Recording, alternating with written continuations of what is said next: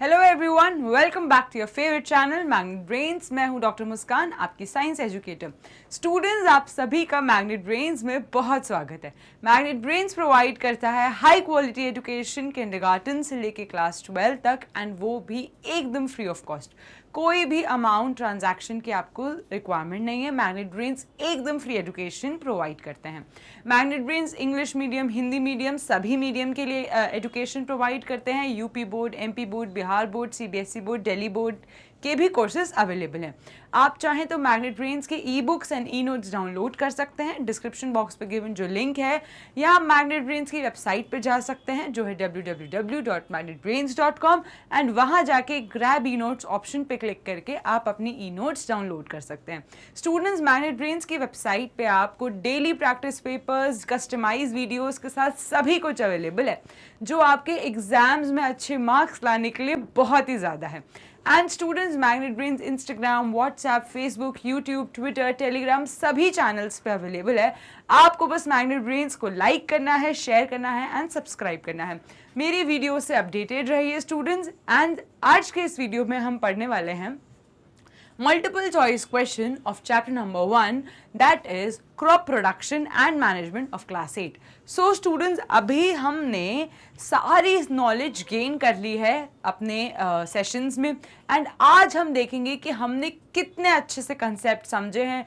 कोई भी अगर डाउट हो तो वापस से जाइए सेशंस में एंड वापस से सारे लेक्चर्स सुनिए अच्छे से, एंड उसके बाद ये वाली सेशंस को सॉल्व कीजिए, एंड इससे आपको क्लियर हो जाएगा कि क्या चीज़ आपको याद है, क्या चीज़ आप भूल गए हैं, और आपको किस चीज़ पे ज़्यादा मेहनत करनी है।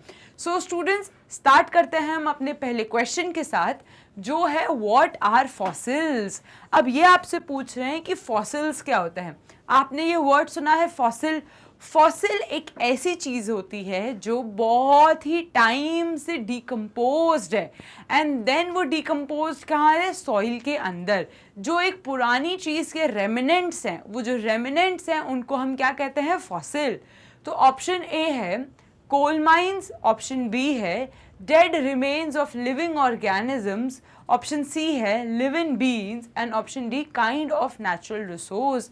सो ये हम कभी नहीं भूलेंगे कि जो फॉसिल्स रहते हैं वो कोई लिविंग चीज़ की रिमेन्स है। कोई भी remnants of living organism is fossil. So इसका करेक्ट आंसर क्या होना चाहिए? Option number B, that is dead remains of a living organism. Fossil वो होते हैं जो बहुत टाइम से कोई जीवित चीज़, कोई लिविंग चीज़ के रेमिनेंट्स हैं जो सॉइल के अंदर रह गए, उसके बाद वो वहीं डिकम्पोज हो जाते हैं। एंड कई चीज़ हैं जो डिकम्पोज नहीं होती, लाइक हेयर, टीथ, नेल्स। सो ये जो सारे रेमिनेंट्स हैं, इससे हम बहुत सारे इन्वेस्टिगेशंस कर सकते हैं।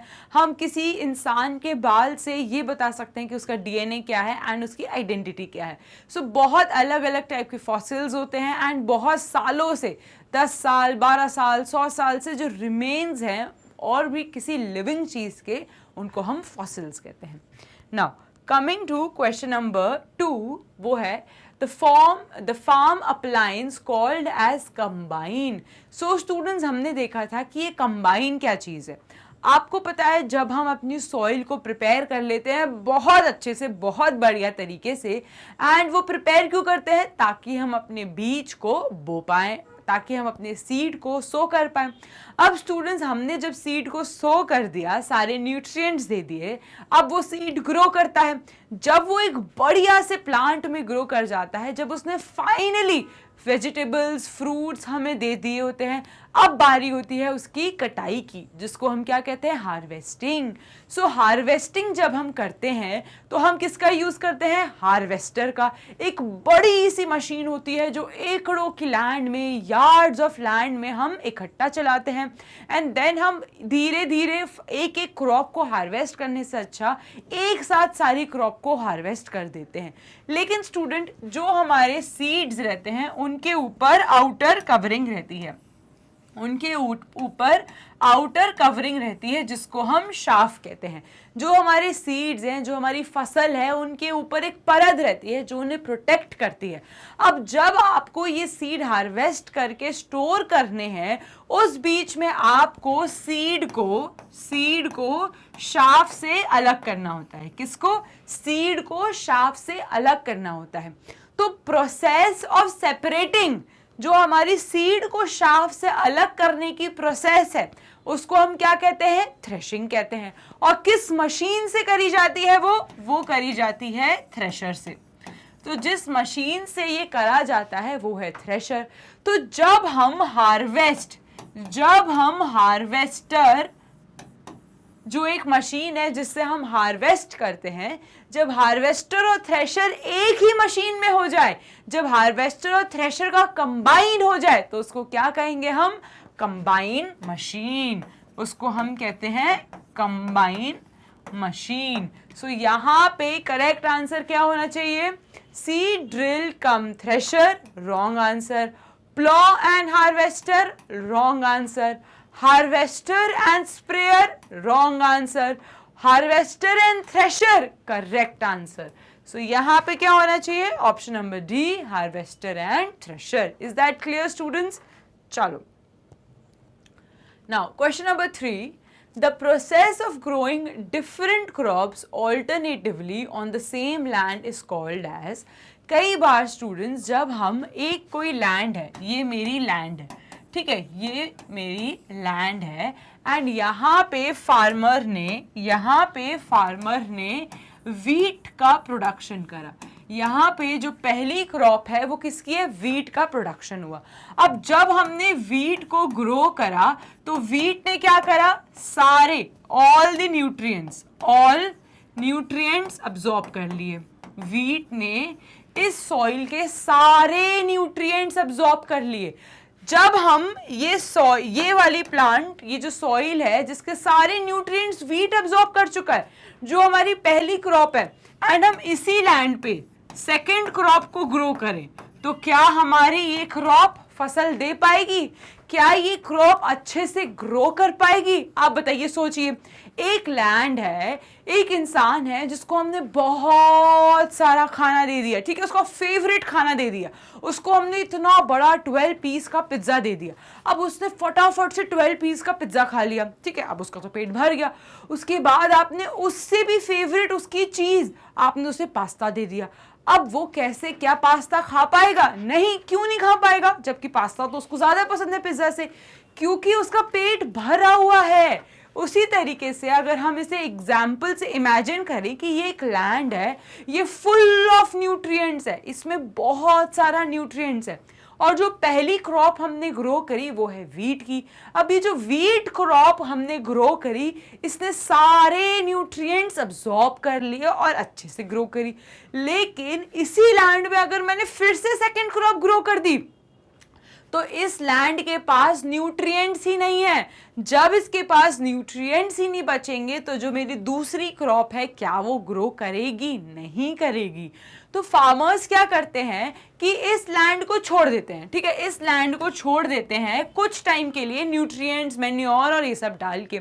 अब फार्मर्स ने क्या करा, हमने जो लैंड है जिसमें एक क्रॉप ग्रो करी, लेकिन जब हम सेकंड क्रॉप ग्रो कर रहे हैं ना, तो हम वीट नहीं ग्रो करेंगे, हम उसके बजाय कोई दूसरी क्रॉप का प्रोडक्शन करेंगे।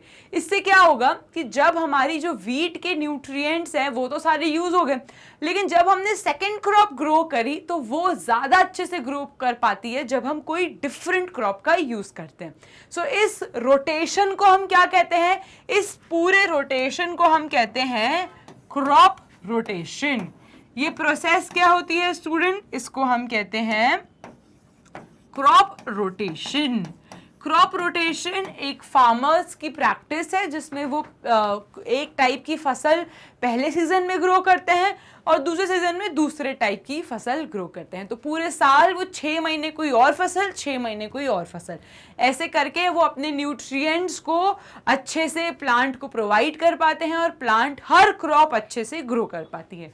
सो यहाँ पे आपसे पूछा है the process of growing different crop alternatively, मतलब एक सीजन वीट, दूसरे सीजन कोई और, एक सीजन वीट, एक सीजन मेज। एग्जाम्पल है ये कि एक सीजन में वीट ग्रो करा, दूसरे सीजन में मेज ग्रो करा। तो ऐसे हम जब फार्मर्स अलग अलग क्रॉप का ऑल्टरनेटिवली प्रोडक्शन करते हैं तो उसको हम क्या कहते हैं, उसको हम कहते हैं ऑप्शन नंबर ए, crop rotation. So crop rotation एक ऐसी प्रोसेस है जिससे आप न्यूट्रिएंट्स को अच्छे से बचा के हर अच्छे से क्रॉप को सप्लाई कर सकते हो। Is that clear? चलो, now moving to next question, question number 4। Disease like chicken pox and polio. अब आपको तो पता है ये चिकन पॉक्स क्या है। Chicken pox is a viral disease, polio is a viral disease. तो आपसे ये पूछ रहे हैं कि चिकन पॉक्स एंड पोलियो किससे होता है। Option number A virus, option number B bacteria, option number C fungi and option number D worms. तो इसके डिटेल में हमें नहीं जाना, बस आपको ये पता होना चाहिए कि chicken pox and polio is caused by virus. Viral disease है तो वायरस से ही कॉज होंगे ना। तो करेक्ट आंसर क्या है? Option number A virus. Is that clear? चलो, let's move to our next question. Question number 5. In the complete year, rabi crops are grown in which season? So students, हमने दो type के crops देखे थे। क्या देखे थे? राबी एंड खारिफ crops. एंड हमने क्या पढ़ा था कि राबी क्रॉप्स जो है वो क्या है, वो है विंटर सीजन क्रॉप्स। क्यों? क्योंकि ये जो क्रॉप्स होती हैं इनको विंटर सीजन चाहिए, इनको ठंडक चाहिए एंड इन क्रॉप्स को बहुत ही कम पानी चाहिए रहता है, less water. And kharif crops क्या है? खारिफ क्रॉप्स को हम ग्रो करते हैं रेनी सीजन में। कब ग्रो करते हैं? रेनी सीजन में। क्यों? क्योंकि इनको बहुत सारा पानी चाहिए ग्रो करने के लिए। They want a lot of water, क्योंकि ये तभी ग्रो कर पाएंगे जब इनके पास बहुत सारा पानी होगा। एंड राबी क्रॉप का एग्जाम्पल क्या है स्टूडेंट? वीट। एंड खारिफ का क्या होगा? खारिफ का होता है पैडी, जो राइस भी है। सो यहाँ पे जो क्वेश्चन है वो क्या है? क्वेश्चन है कि in the complete year rabi crops are grown in. तो हमें पता है क्या वो स्प्रिंग में ग्रो होते हैं? नहीं। रेनी में ग्रो होते हैं? नहीं। समर में ग्रो होंगे? नहीं। राबी क्रॉप्स कब ग्रो होंगे? In winter season. तो rabi crops are grown in winter season. Is that clear students? चलो, question number 6. Rhizobium bacteria which fixes atmospheric nitrogen are found in nodules growing in. अब हमने किस में पढ़ा था? सिम्बायोसिस में। सिम्बायोटिक न्यूट्रिशन में क्या देखा था? हमने सिम्बायोटिक न्यूट्रिशन में देखा था कि जो हमारे लेग्यूम्स हैं, जो हमारे लेग्यूम्स की रूट्स हैं, ये रही मेरी लेग्यूम्स की रूट्स, ठीक है, लेग्यूम्स प्लांट्स की रूट है, इसके ऊपर क्या जाता है? इसके ऊपर राइजोबियम बैक्टीरिया ऐसे अटैच हो जाता है। क्या अटैच हो जाता है? राइजोबियम, ऐसे राइजोबियम बैक्टीरिया ऐसे साथ में अटैच हो जाता है। और क्या करते हैं? ये एक दूसरे को साथ में फायदा पहुंचा रहे हैं। यहाँ पे कोई भी किसी को नुकसान नहीं पहुंचा रहा। और इसी टाइप के न्यूट्रिशन को हम क्या कहते हैं? Symbiotic nutrition. तो ये जो राइजोबियम बैक्टीरिया है ये क्या करता है? ये नाइट्रोजन फिक्सेशन करता है। क्या करता है? Nitrogen fixation. और ये जो लेग्यूम्स प्लांट है ये दोनों साथ में मिलके एक दूसरे को क्या करते हैं? एक दूसरे को सपोर्ट करते हैं, हेल्प करते हैं। बैक्टीरिया ने हेल्प करा रूट को सारे न्यूट्रिएंट्स अब्सॉर्ब करने में, और इन रिटर्न रूट्स ने नाइट्रोजन को फिक्स करने की सारी हेल्प करी जो जो उसे चाहिए ताकि वो इजीली नाइट्रोजन फिक्स कर पाए। तो ऐसे करके दोनों ने एक दूसरे को क्या करा, हेल्प करा, और आपस में साथ में रह रहे हैं। यहाँ पे कोई भी किसी को नुकसान नहीं पहुंचा रहा, दोनों ही एडवांटेज में है, दोनों ही साथ खुश हैं भैया एक दूसरे के। और इस टाइप के न्यूट्रिशन को हम क्या कहते हैं, सिम्बायोटिक न्यूट्रिशन, जहां दो ऑर्गेनिज्म साथ रहते हैं, मिलजुल के रहते हैं, आपस में रहते हैं, एक दूसरे को फायदा देते हैं और कोई भी किसी को नुकसान नहीं पहुंचाता। सो राइजोबियम बैक्टीरिया नोड्यूल्स ने ग्रो करा जो हेल्प करते हैं एटमॉस्फेरिक नाइट्रोजन को फिक्स करने में। इन बैक्टीरिया किस में ग्रो करेंगे, लेग्यूमिनस प्लांट में। तो आंसर क्या होना चाहिए, B, roots of leguminous plants. Is that clear? चलिए, coming to question number 7। Nowadays seed is sown in the field using, पहले के ज़माने में फार्मर्स क्या करते थे, एक एक करके डालते थे सीड को, और ऐसे एक फनल शेप इंस्ट्रूमेंट का यूज़ होता था, ठीक है, जिसके शार्प एंड्स थे, जिसके यहाँ पे शार्प एंड्स थे। यहाँ पे हम सीड ऐसे, यहाँ पे हम सीड को ऐसे पोर करते थे और यहाँ से सीड ट्रैवल करके यहाँ ऐसे प्लेस हो जाता था। Is that clear? ये बहुत पुराना मेथड है जिससे हम सीड को, अपने बीज को बोते हैं क्रॉप उसके अंदर, फील्ड के अंदर। लेकिन आजकल क्या यूज होने लगा है, आजकल एक बहुत ही एडवांस मशीन का यूज होने लगा है जिसको हम क्या कहते हैं, सीड ड्रिल। क्या कहते हैं students, seed drill. Seed drill क्या करती है, ये एक इक्वल डिस्टेंस में अपने बीज को बो देगी लैंड के अंदर। कोई भी जो सीड है वो पास पास नहीं होगा, दूर दूर रहेगा, तो इससे क्या होगी, ओवरक्राउडिंग कम होगी, अच्छे से सीड्स होगा।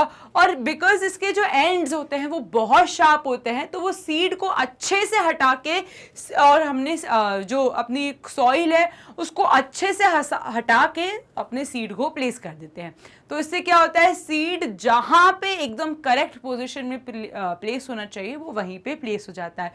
अब एक और एडवांटेज है इसका, अब यहाँ पे हम टाइम की बचत कर रहे हैं क्योंकि हम बहुत बड़े लैंड में एक साथ बहुत कम टाइम में, बहुत ही कम लेबर में अच्छे से इक्वली स्प्रेड कर सकते हैं।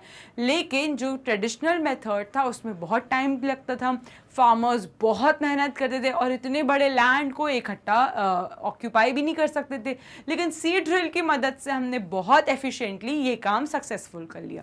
सो इसका करेक्ट आंसर क्या होना चाहिए, option number B, seed drill. तो आजकल सीड ड्रिल्स का यूज होता है सीड्स को सो करने में सॉइल के अंदर। ठीक है स्टूडेंट्स, चलिए question number 8, which of the following description is true for describing fertilisers.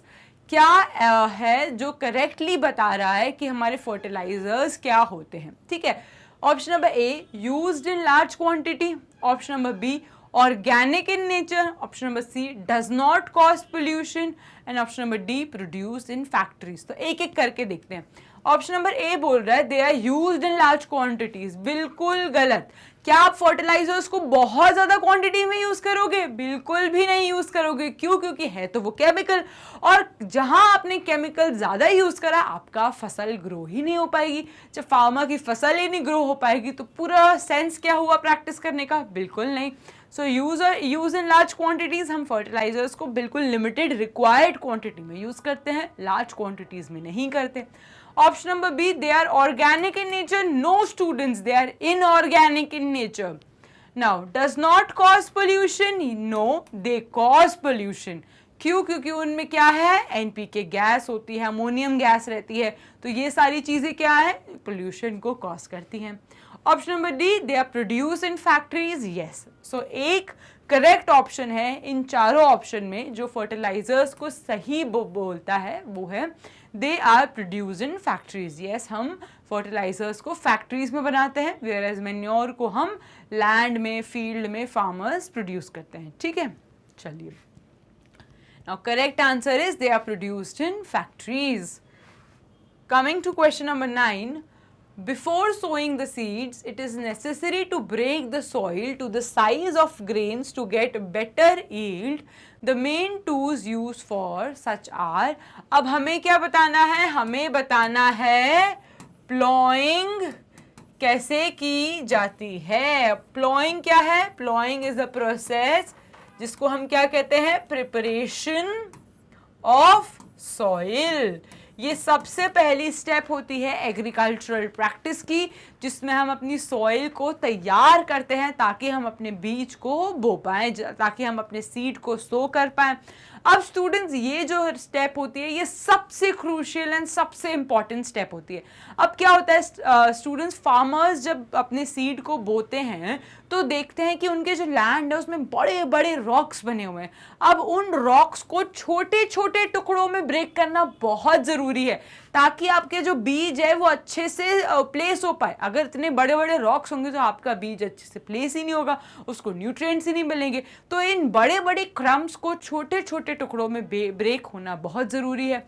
उसके बाद उसको हम प्लॉ की मदद से कर सकते हैं, हो की मदद से कर सकते हैं, ठीक है. एंड हम बहुत सारी चीज़ें हैं जिसकी मदद से आजकल हम करते हैं.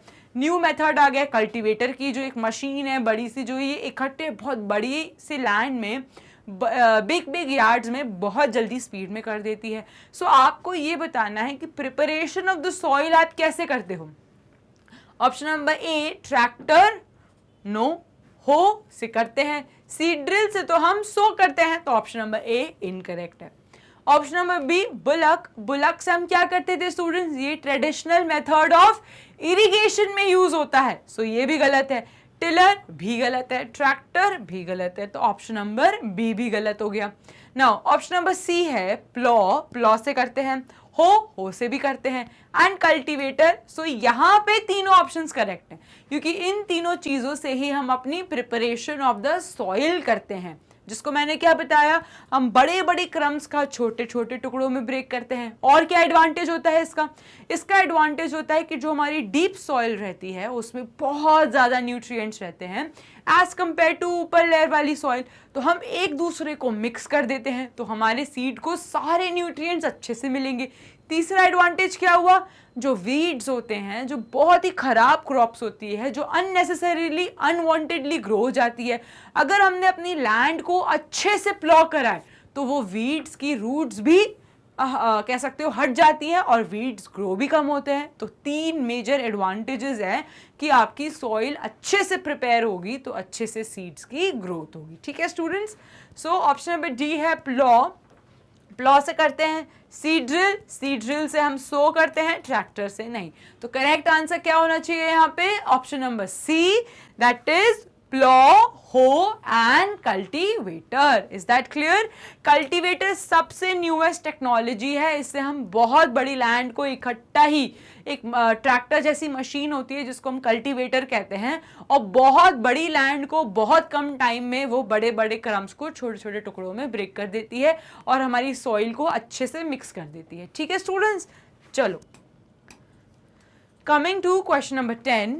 Growing different crops alternately on the same land is technique called as crop rotation. तो क्रॉप रोटेशन क्या है स्टूडेंट्स? ये एक मेथड है जिसमें हम क्या करते हैं, यहाँ पे एक सीजन में हमने क्रॉप 1 ग्रो करी, उसके बाद हमने रोटेट कर दिया दूसरी क्रॉप के साथ. ठीक है, दूसरी क्रॉप को हमने ग्रो करा दूसरे सीजन में. सो क्रॉप 1 अलग थी, क्रॉप 2 अलग है. तो जब हम क्रॉप 1 से अलग करके क्रॉप 2 ग्रो करते हैं अलग अलग सीजन में, तो उसको हम क्या कहते हैं? Crop rotation. Is that clear? चलो, coming to question number 11, that is moat, dhekli, राहत आर डिफरेंट. अब हमें क्या पता था? मोट, ढेकली, राहत क्या है? They are traditional methods of irrigation. Irrigation का मतलब क्या होता है? पानी डालना, सिंचाई करना अपने लैंड की. तो मोट, ढेकली और राहत स्टूडेंट्स क्या है? They are traditional methods of irrigation. So option number A, they are traditional methods of cultivation. Wrong. Option number B, they are traditional methods of weeding. Wrong. Option number C, they are traditional methods of seed sowing. Absolutely wrong. Option number D, they are traditional methods of irrigation, yes. तो correct answer क्या होना चाहिए इसका? Option number D, that is they moat, dhekli and rahat are the traditional methods of irrigation. Is that clear? चलिए, question number 12, the ideal month of harvesting kharif crops. Kharif crops क्या है students? Rainy crops. क्या है? They are rainy crops. And हमें पता है कि रेनी crops को हम कब ग्रो करते हैं? इनको हम जुलाई टू सितंबर बेस्ट टाइम होता है किसका? कल्टीवेशन का। किसका बेस्ट टाइम होता है? कल्टीवेशन का। तो आप थोड़ा सा दिमाग लगाओ, जब खारिफ क्रॉप सितंबर तक ग्रो हो जाएंगी तो उनकी कटिंग कब होगी? उनकी कटिंग सितंबर के बाद ही तो होगी। तो खारिफ सीजन्स को हार्वेस्ट कब करेंगे? कल्टीवेट तो हमने जुलाई से सितंबर में कर दिया, अब हम इन्हें हार्वेस्ट कब करेंगे? सितंबर टू अक्टूबर। तो इनकी कटिंग किस सीजन में होनी चाहिए? इनकी कटिंग होनी चाहिए सितंबर टू अक्टूबर के बीच में। अब करेक्ट आंसर देख लेते हैं। जून जुलाई, नो। अगस्त सितंबर, नो। अगस्त सितंबर, जुलाई टू सितंबर तो ये ग्रो ही करते हैं। तो कल्टीवेट जब करेंगे तब तो उनकी कटिंग नहीं करोगे ना। कटिंग कब करोगे? कटिंग करोगे सितंबर टू अक्टूबर के बीच में। November to December, wrong. तो करेक्ट आंसर क्या होना चाहिए? Option number C, September to October. Is that clear? चलो, question number 13, in which of the following methods of irrigation rotating nozzles are placed? अब हमें पता है स्टूडेंट, हमने यहाँ पे एक टाइप ऑफ इरिगेशन मेथड देखा था जिसमें क्या था? एक मेन पाइप था। क्या था? एक मेन पाइप। एंड इस मेन पाइप में हम क्या करते थे? बहुत ही ज्यादा फोर्स से पानी का, बहुत ही ज्यादा फोर्स से वाटर का सप्लाई होता है। अब यहाँ पे क्या थे? यहाँ पे वर्टिकल पाइप्स अटैच्ड है, मतलब एक मेन पाइप है और इसके ऊपर छोटे छोटे वर्टिकल पाइप्स अटैच्ड है। उस वर्टिकल पाइप्स के ऊपर क्या होते थे? Rotating nozzles. क्या अटैच थे? Rotating nozzles. तो जैसे ही हमारा पानी बहुत ही प्रेशर से आता है, बहुत ही प्रेशर से आएगा तो वो क्या करेगा? वो यहां भी ट्रैवल करेगा, ठीक है। एंड जैसे ही वो रोटेटिंग नोजल्स में ट्रैवल करता था, हमारा पानी चारों तरफ अच्छे से स्प्रेड हो जाता है। क्या हो जाता है? चारों तरफ अच्छे से स्प्रेड हो जाता है। तो इस मेथड को हम क्या कहते हैं? इस मेथड को हम कहते हैं स्प्रिंकलर मेथड। क्या कहते हैं स्टूडेंट्स? Sprinkler method. तो this method of irrigation is known as sprinkler method, जहां पे एक मेन पाइप है, उसके ऊपर वर्टिकल पाइप्स अटैच्ड हैं।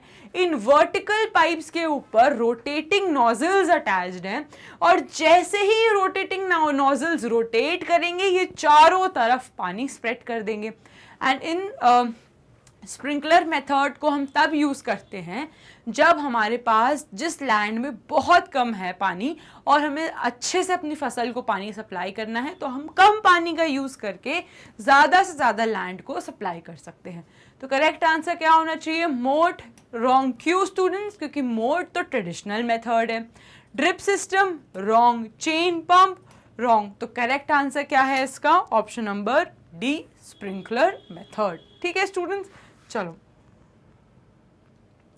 Question number 14, the tool used for removing weeds. अब वीड्स क्या पढ़ा हमने? They are unwanted undesired crops जो हमारी मेन क्रॉप के साथ ग्रो हो जाती हैं।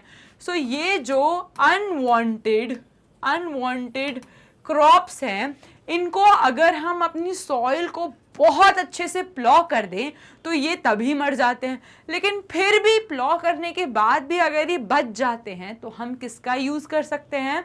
हम यूज कर सकते हैं एक खुरपी का यूज।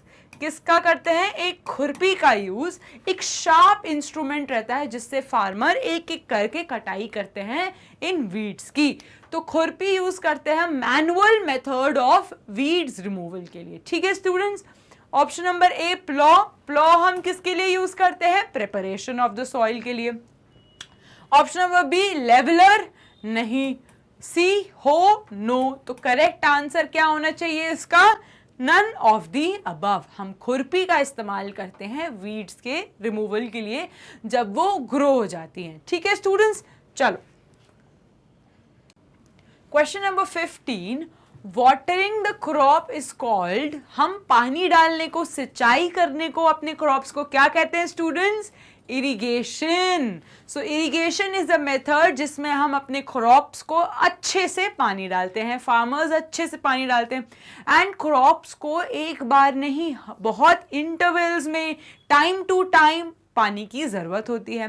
फार्मर्स ऐसा भी नहीं करते कि क्रॉप को सारा का सारा पानी दे दें और फिर छोड़ दें, नहीं स्टूडेंट्स, क्योंकि विंटर सीजन में क्रॉप्स को कम पानी चाहिए एंड समर सीजन में क्रॉप्स को बहुत ज़्यादा पानी चाहिए, बिकॉज इवेपोरेशन, पर्कुलेशन की वजह से पानी बहुत ज़्यादा अब्जॉर्ब हो जाता है एटमॉस्फेयर में एंड सॉइल के अंदर, तो प्लांट्स को पानी कम मिलता है। इसलिए विंटर सीजन में क्रॉप्स को पानी कम चाहिए रहता है, समर सीजन में ज़्यादा चाहिए रहता है, और उस प्रोसेस को जिससे फार्मर्स क्रॉप्स में पानी डालते हैं उसको हम क्या कहते हैं? उसको हम कहते हैं इरिगेशन।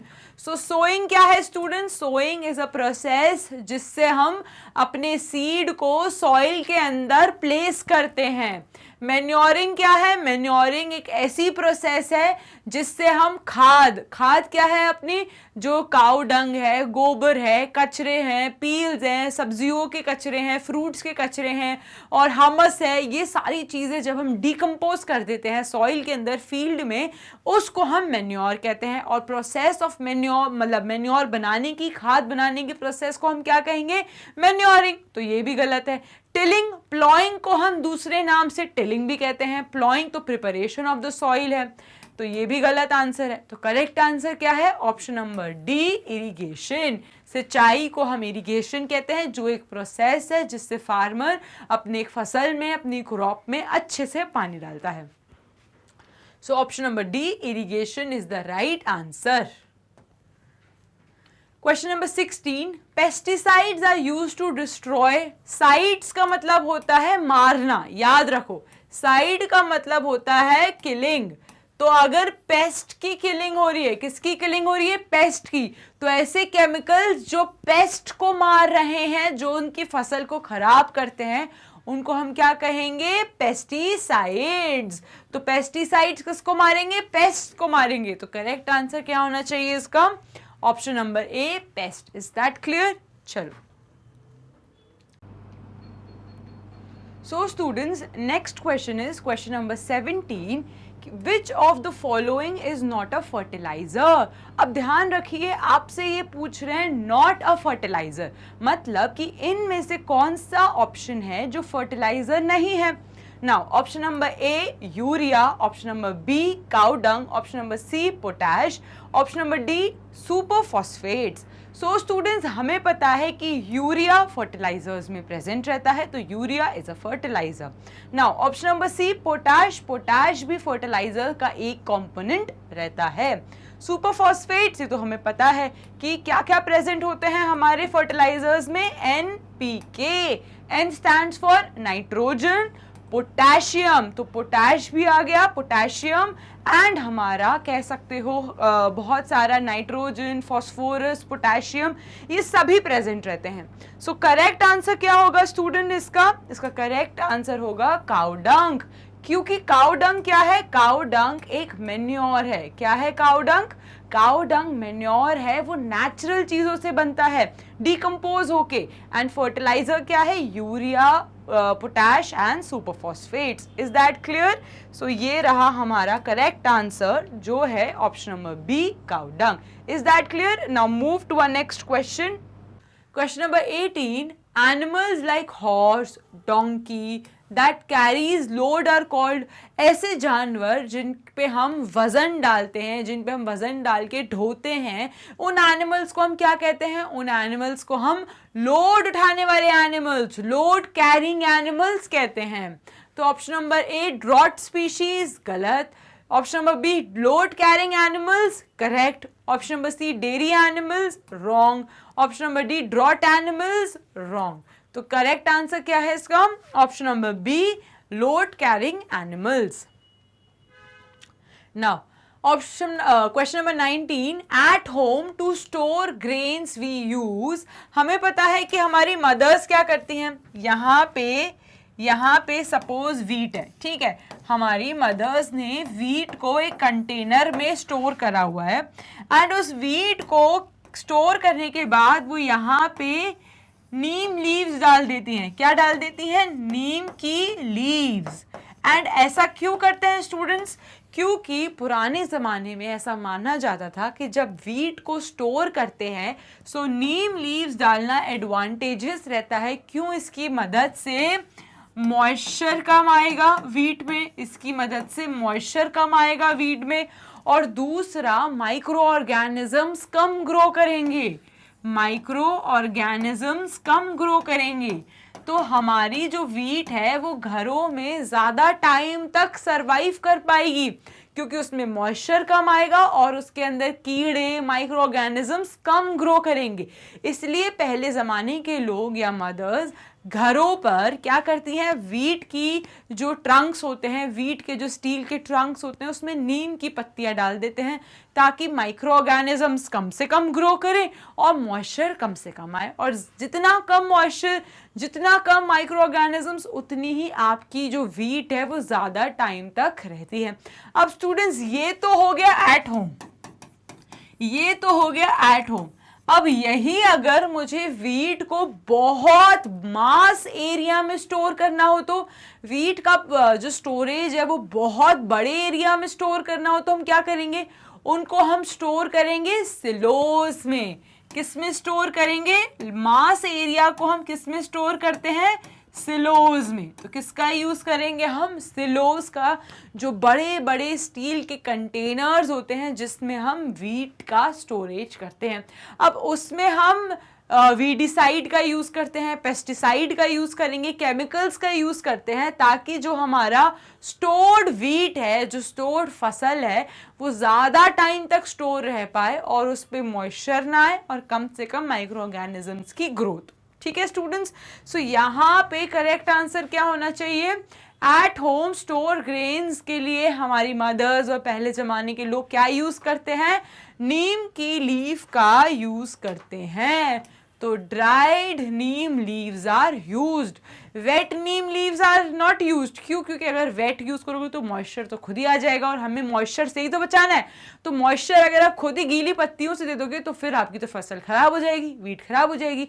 इसीलिए आपको ड्राइड नीम लीव्स का यूज़ करना चाहिए। ठीक है स्टूडेंट्स, चलिए now question number 20, what is NPK? NPK क्या है students? Nitrogen, potassium, phosphorus. Nitrogen, phosphorus, potassium. N stands for nitrogen,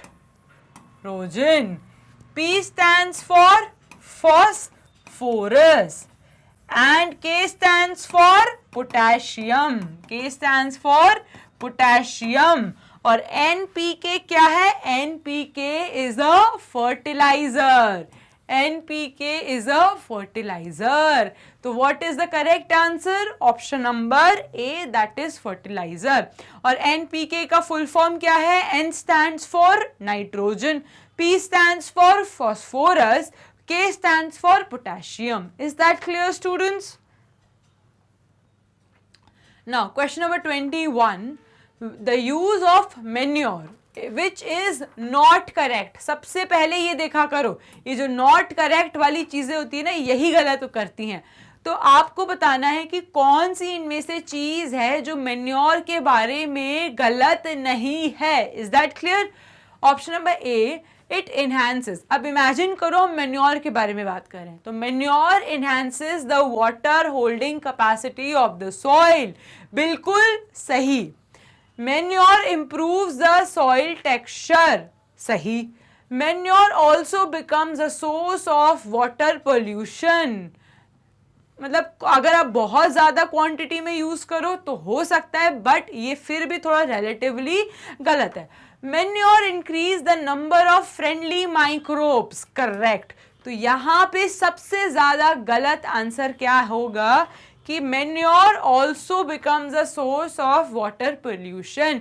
usually manure healthy रहता है, मैन्योर फ्रेश रहता है, मैन्योर केमिकल नहीं है लाइक NPK। मैन्योर एक फैट फर्टिलाइजर नहीं है, ऑर्गेनिक चीज़ है, उसको हम यूज़ करेंगे। लेकिन अगर हम बहुत ज़्यादा क्वांटिटी में मैन्योर का यूज़ करें तो हो सकता है वाटर पोल्यूशन कराए वो, ठीक है। लेकिन वाटर पोल्यूशन यूजुअली नहीं कराता मैन्योर।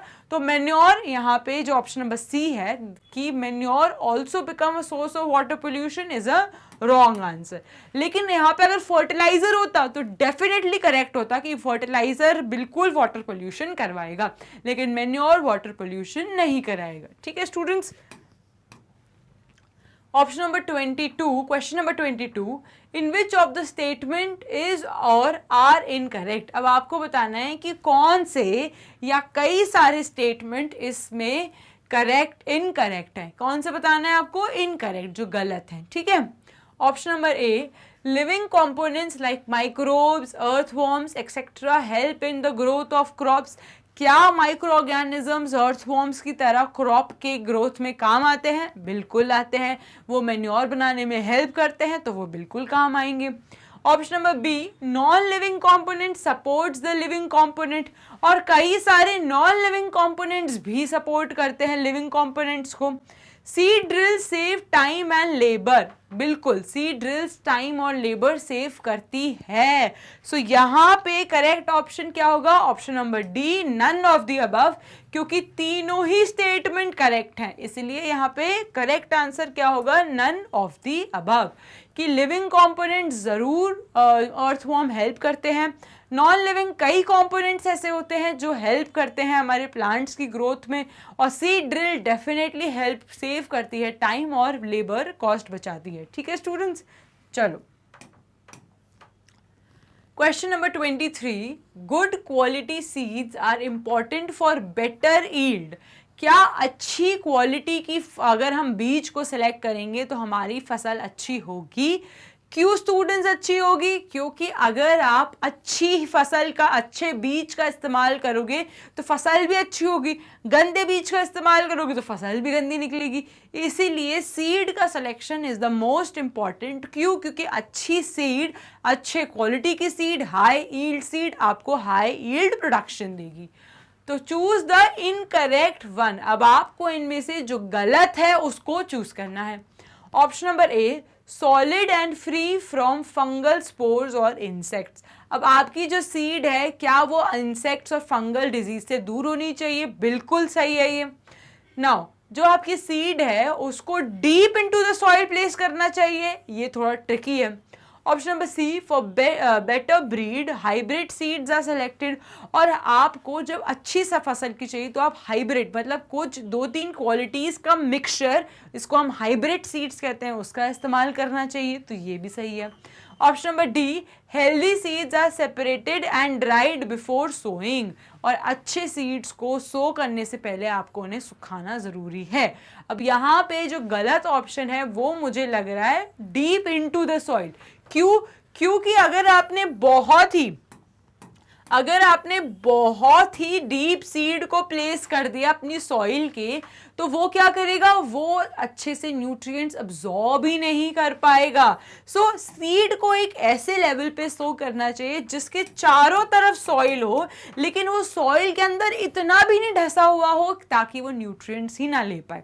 सो यहाँ पे करेक्ट ऑप्शन क्या है students? Option number B, that is seeds place deep into the soil. इतना भी डीप नहीं होना चाहिए ना कि एकदम ही डीप सॉइल में प्लेस कर दिया कि वो न्यूट्रिएंट्स ही नहीं ले पाया, वो एक्सचेंज ऑफ गैसेज ही नहीं कर पाया।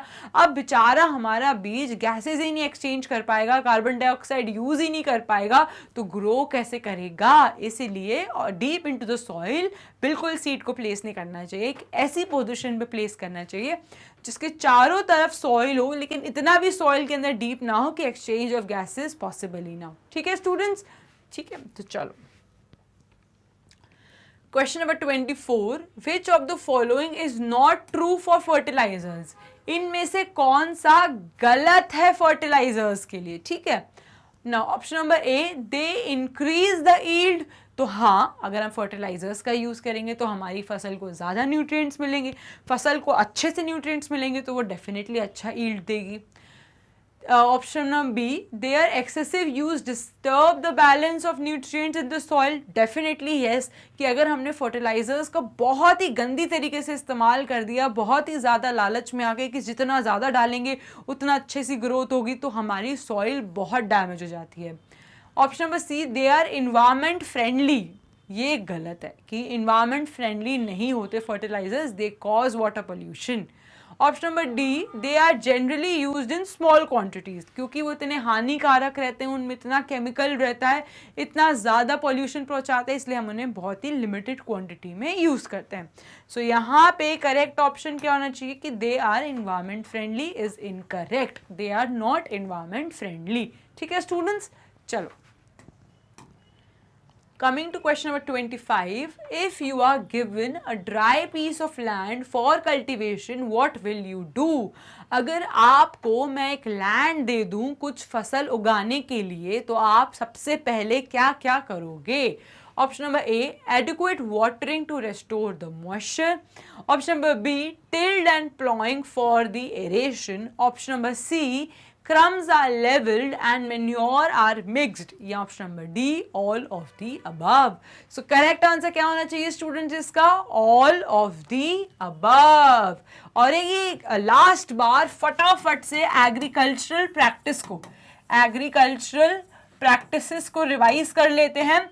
सबसे पहले हम क्या करेंगे? Ploughing of the soil. क्या करेंगे? प्लॉइंग ऑफ द सॉइल, जो बहुत ज़रूरी होती है मॉइस्चर और सॉइल को एरेशन अच्छी करने के लिए।